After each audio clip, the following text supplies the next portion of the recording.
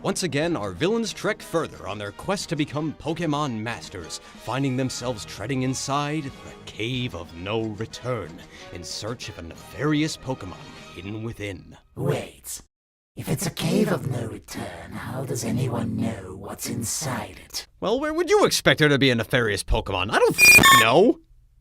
Are you sure this is a good idea? What's the matter, Doctor? Afraid of the dark? I'm not afraid of the dark. Deja vu. It's just the last 2 times we've done this, I've somehow ended up a laughingstock. That happens every episode, Crafty. What was that?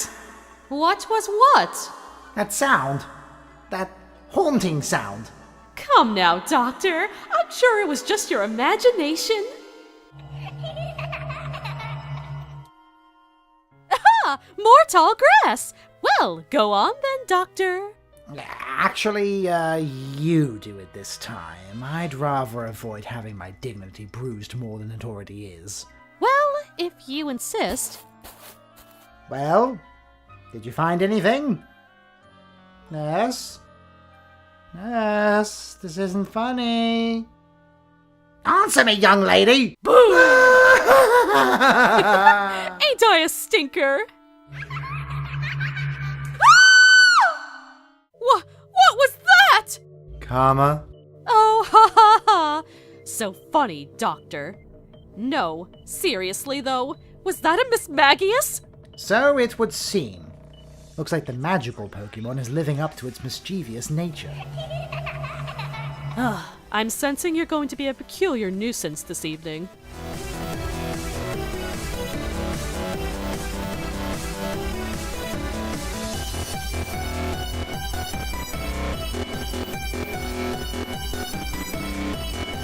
So, let's see what we can use from Miss Magius's design for our own Gajinka. Well, let's once again start with Miss Magius's silhouette. While Miss Magius's design is very simple, the silhouette still gives off very clear design elements, that being its oversized hat and the cape or dress-shaped body. The hat in particular is a clear indication of Miss Magius's witch/wizard-inspired design, hence why it's called the magical Pokemon. Ah! Ow! Miss Magius used Trick Room. It's super effective!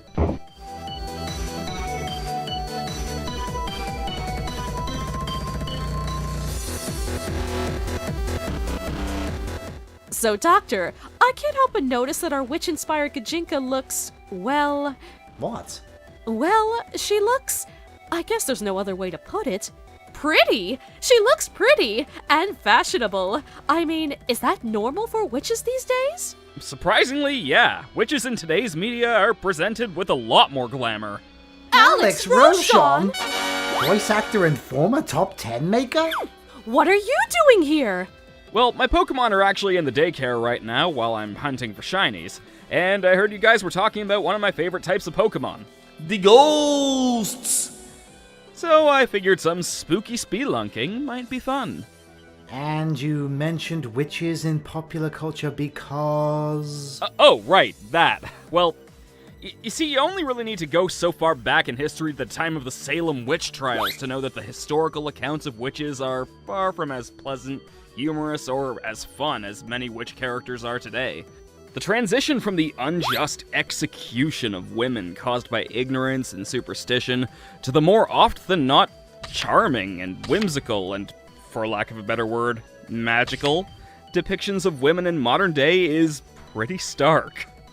Come to think about it, it makes me wonder what happened to change that perception in today's culture. Yeah, that is quite the cultural shift. From morbid to moral. Oh, how we've fallen.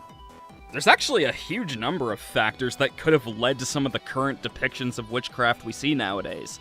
Like, in terms of actual witches and Wicca, it was originally a different religion or faith, which, when you're living in a time period where Christianity was arguably at its peak of cruelty when it came to competing religions, it's definitely not a pleasant chapter in their history. So when you consider the whole demonization aspect, it's hard not to see how media depictions of witches often led to the old hag style of witch. Interesting. The Wicked Witch of Oz is probably the most iconic representation of that style of witch in media. And even her design contains some of the morbid history of witchcraft. The idea of their green skin is actually theorized to have come from the severe beatings that suspects of witchcraft were subjected to before their trials, giving them horrible bruising that discolored their skin and disfigured their faces. The long, crooked nose is supposedly theorized to have originated from anti-Semitic propaganda, which, again, was highly prevalent in a time of Christianity trying to stamp out other religions through cruelty. Okay, so how exactly did we go from this to this? Well, like I was saying, multiple factors could have contributed to this cultural phenomenon. It could be because of the growing fascination and adoration of Halloween, where you'll find a common choice of costume for little girls is witches. Oh, so those kids knocking on my door every October aren't actual witches?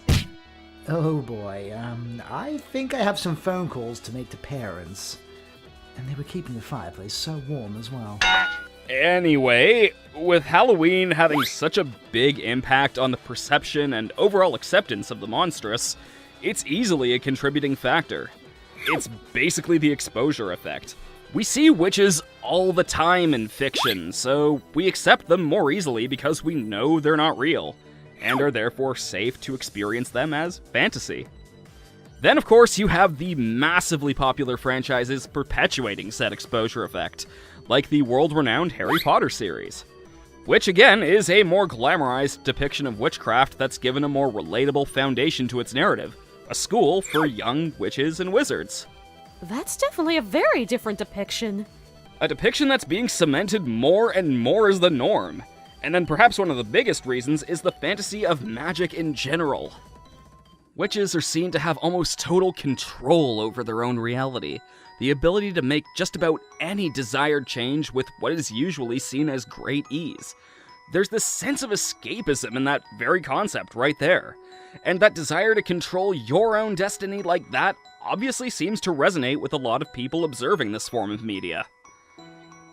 Or we've all just grown up into a bunch of cynical D-bags and enjoy watching the Anderson sisters scare the pants off our white bread protagonists. Obviously, there's a whole lot more that could have contributed to the current depiction of witches, but these are probably some of the more noteworthy inclusions.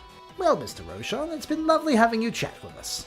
But, could you do me one small favor? What's that? Could you perhaps take, 2, maybe 3 steps to your left? Okay, like this? Ah! There are so many Zubats!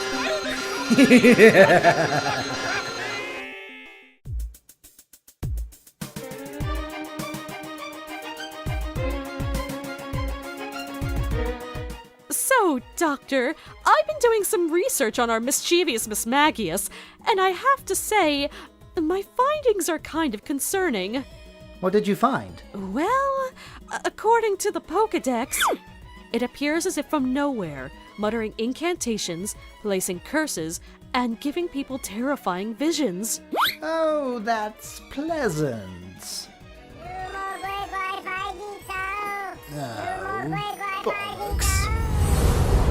Oh, bollocks. What? Is that Crafty? Who's that with him, though? Doctor? Doctor? Why aren't you answering? Hey! Whoever you are, get away from the doctor, or...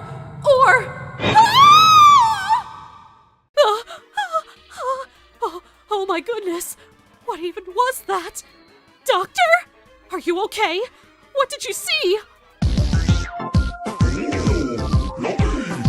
I have strayed too far from God's light. Okay, then.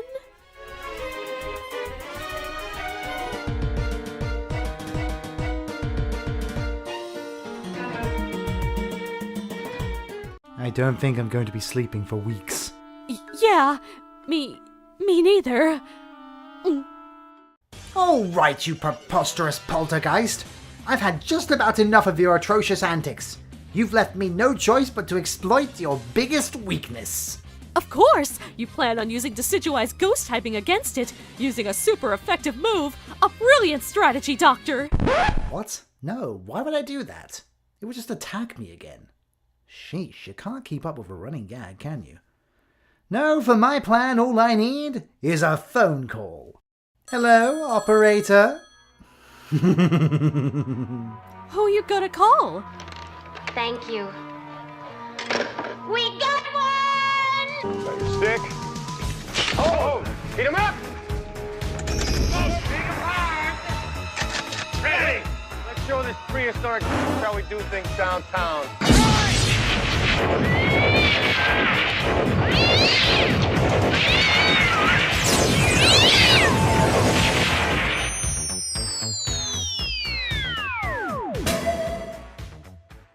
I caught a Miss Magius! You've gotta be kidding me. I'd say that's a successful venture. I shall name you Salem. Come on out. Crafty! What have you done?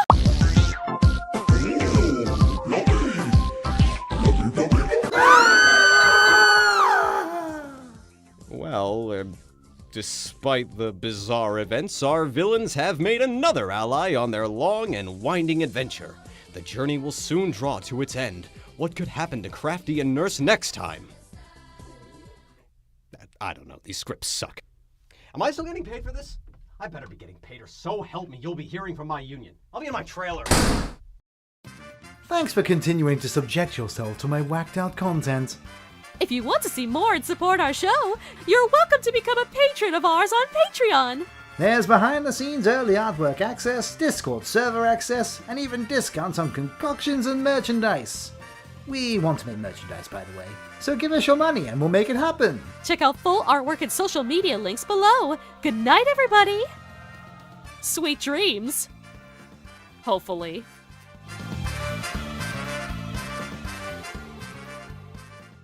Who's that Pokemon?